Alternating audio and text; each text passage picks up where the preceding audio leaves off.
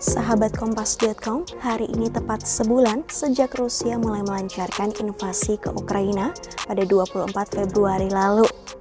Hingga kini Rusia masih belum menunjukkan tanda-tanda akan menghentikan invasi ke Ukraina. Begitu pula Ukraina yang terus melancarkan perlawanan sengit terhadap Rusia. Kantor Komisaris Tinggi PBB untuk Hak Asasi Manusia atau OHCHR terus memperbarui data warga sipil Ukraina yang menjadi korban dalam konflik ini.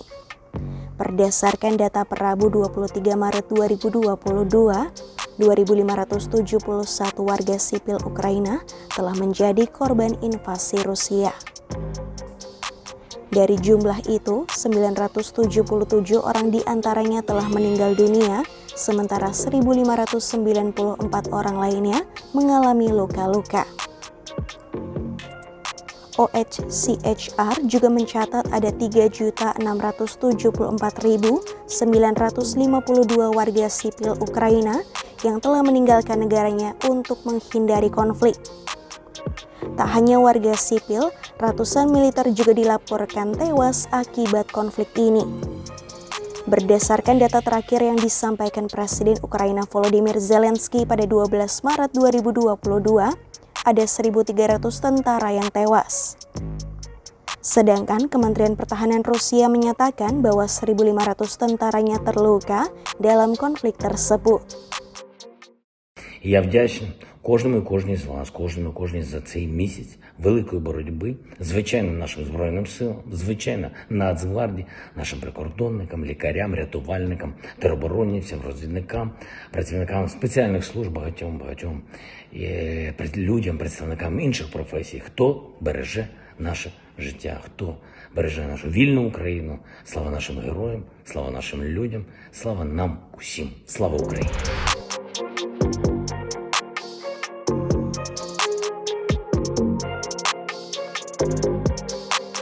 Mariupol menjadi salah satu kota yang dibombardir Rusia dalam kurun waktu 30 hari sejak invasi. Kota ini merupakan incaran utama Presiden Rusia Vladimir Putin sejak mengirimkan pasukannya ke Ukraina. Seorang pejabat Ukraina mengatakan kota Mariupol dipenuhi pertempuran jalanan, pengeboman hingga pengepungan oleh pasukan Rusia. Hal ini menyebabkan ratusan ribu orang terperangkap di dalam gedung tanpa akses ke makanan, air, listrik, ataupun panas.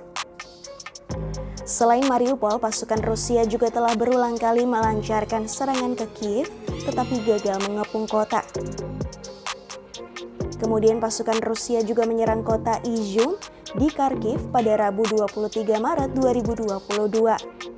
Bahkan juru bicara Kementerian Pertahanan Rusia Igor Konashenkov mengklaim negaranya telah berhasil menguasai kota tersebut. К утру 24 марта подразделениями российской армии полностью взят под контроль город Изюм Харьковской области. Вечером 23 марта и ночью 24 марта по военным объектам украинских вооруженных сил нанесены удары высокоточным оружием большой дальности, морского и воздушного базирования.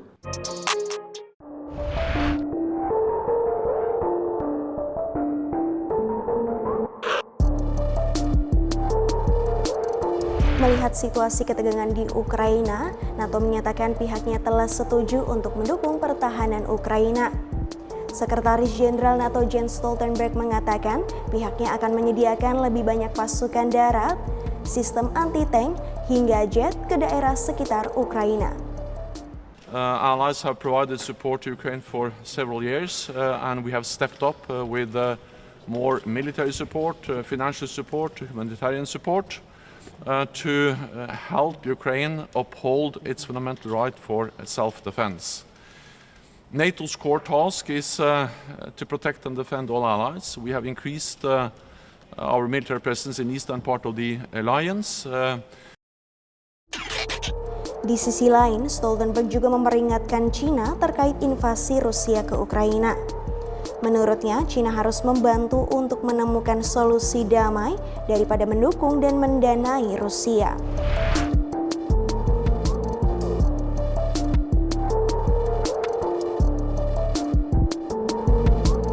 Juru bicara Kementerian Luar Negeri Rusia Maria Zakharova mengungkap situasi terkini di Ukraina.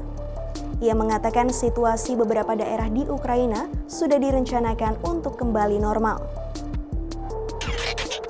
Meski begitu, klaim ini dibantah sebagian besar analis dan pemerintah Barat.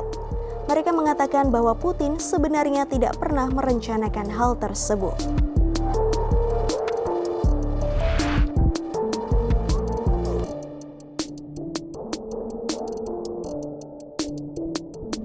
Di sisi lain, pemimpin Chechnya Ramzan Kadyrov mengklaim pasukan Chechnya dari Rusia telah menguasai Mariupol. Hal ini disampaikan Kadyrov pada Kamis 24 Maret 2022. Kadyrov mengatakan bahwa pasukan Moskwa telah sepenuhnya membersihkan daerah pemukiman di bagian timur kota Mariupol. Mereka juga mengibarkan bendera bergambar pemimpin Chechnya di atas gedung yang rusak. Demikian news update, simak informasi terupdate lainnya hanya di kompas.com, jernih melihat dunia.